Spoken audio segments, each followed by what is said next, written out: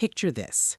You finally buy that one nice thing you've been saving for. Let's say it's a new couch, a really nice mid-century modern charcoal gray couch. You caught it on sale, you felt responsible, and you brought it home. You put it in your living room, you step back to admire it, and suddenly your stomach drops. Because you realize that next to this brand new beautiful couch, your old coffee table looks like garbage. It's scratched, it's the wrong wood tone, it just doesn't fit the vibe. So you go onto Amazon and you buy a new coffee table. But now that the new table and the new couch are set up, that rug you've had since college, it looks disgusting. It's cheap. It's gotta go. Fast forward 2 weeks. You haven't just bought a couch. You've bought a rug, a lamp, 2 throw pillows, painted the wall an accent color, and upgraded your TV stand.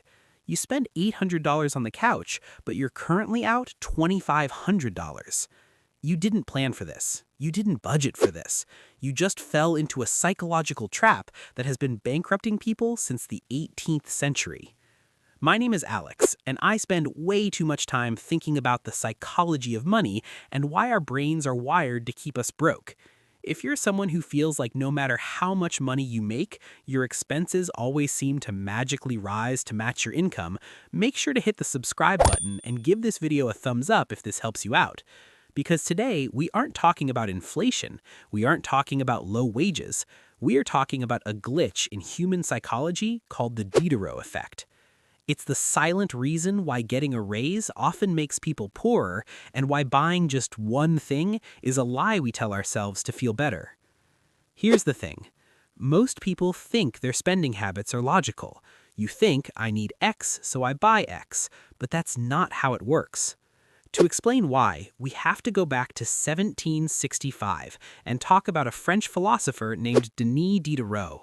Now, Diderot was smart. He wrote the encyclopedia, but he was broke.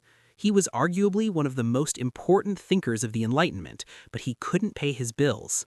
Then he got lucky.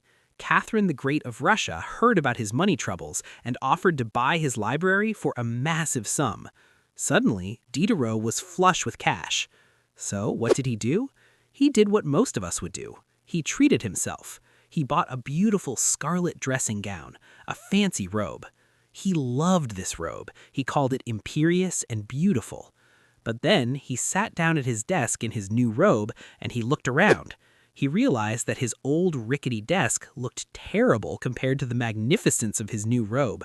So he replaced the desk. Then he looked at the wall prints. They were cheap. They didn't match the elegance of the new desk and the new robe, so he replaced the prints with expensive damask curtains. Then the chair, then the rug, then the mirror. Within a year, Diderot had replaced almost everything he owned. He had spent all his money. He was back to being broke. He later wrote an essay titled "Regrets on Parting with My Old Dressing Gown," where he wrote this haunting line. I was the absolute master of my old dressing gown, but I have become a slave to my new one. A slave to my new one. Look, this is what most people don't realize. We think we own our possessions, but in reality, our possessions dictate what we buy next. The introduction of a new item into your life creates a disparity, a tension between that new item and your current identity.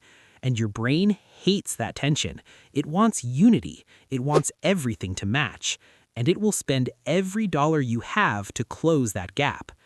Now, you might be thinking, Alex, I'm not a French philosopher buying scarlet robes. This doesn't apply to me. Wrong. It applies to you more than anyone. Let's look at the gym rat spiral. This is a classic example. You decide to get in shape. Great goal. You buy a gym membership for $30 a month. Reasonable. But then you go to the gym and you see everyone wearing those specific lifting shoes. Your old running sneakers look out of place. You don't feel like a lifter yet. So you drop $120 on new shoes. Now you have the shoes, but your old t-shirt is huge and baggy. You need compression gear to see your muscles working, right? Another $150 on clothes. Then you need the pre-workout, the protein powder, the shaker bottle, the lifting belt. Suddenly, getting in shape didn't cost $30. It cost $600 up front and $100 a month in supplements. You didn't buy those things because you needed them to lift a weight. Gravity works the same way whether you're wearing Nikes or barefoot. You bought them because you were constructing a new identity. Here is the brutal truth about the Diderot effect. We rarely buy things for their utility. We buy them for their lifestyle narrative. When you buy a luxury car, you're not just buying transportation. If you were, you'd buy a 10-year-old Toyota Camry. It gets you from A to B. No, when you buy the BMW, you are buying the idea of a person who drives a BMW. And the person who drives a BMW doesn't wear a cheap watch. They don't have a cracked iPhone screen. They don't eat at the dollar menu. One purchase sets a new baseline. It raises the floor of your standard of living. And once that floor goes up, it is mathematically devastating to bring it back down.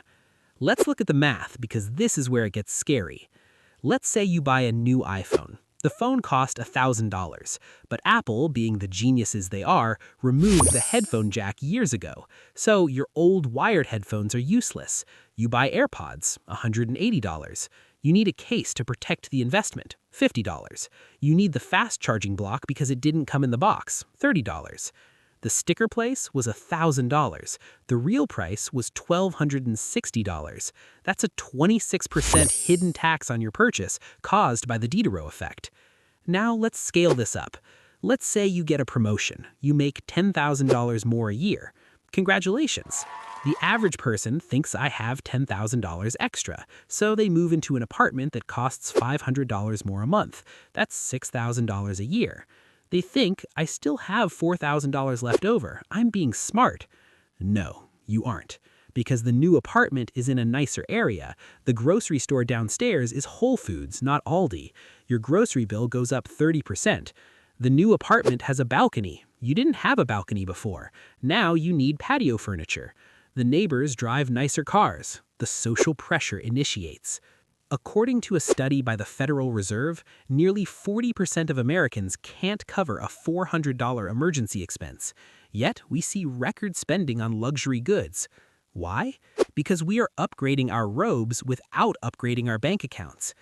If you had taken that initial $1,000 you spent on the iPhone upgrade and the extra accessories and invested it into an S&P 500 index fund getting an average 8 to 10% return, in 30 years, that single phone purchase cost you nearly $17,000 in future wealth. Every time you succumb to the Diderot effect, you're not just spending money today, you are robbing your future self of compound interest. This is where it gets really interesting. Not all purchases trigger this effect. You have to learn to distinguish between isolated goods and connected goods. An isolated good is something that functions alone. If I buy a hammer, I don't suddenly feel the need to buy a fancy belt to match the hammer. The hammer is a tool. It has utility. It creates no identity crisis. A connected good is part of a system, a suit, a gaming console, a smart home device. These things are needy. They demand friends. You buy a PlayStation 5, $500. Now you need the online subscription, $80 a year. You need the extra controller, $70. You need the new games, $70. Connected goods are the enemies of your savings rate. Marketing teams know this. They know that if they can get you to buy the core product, the robe, the accessory products, the desk, the rug, they are inevitable. They don't even have to sell you on them. You will sell yourself on them because you want your life to feel cohesive. So how do we stop this? How do we avoid ending up like Diderot, broke, sitting on a fancy chair, regretting our life choices? I have 3 rules that I use personally to stop the spiral before it starts. Rule number 1, predict the full cost, not the sticker price. Before you buy anything that costs over $100, ask yourself, what else will I want to buy if I buy this? If you buy the new 4K TV, are you going to want the upgraded soundbar?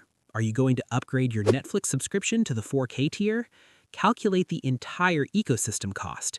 If the sticker price is $500, but the ecosystem cost is $900, make your decision based on $900. Be honest with yourself. Rule number 2, the one in, one out, zero-sum game.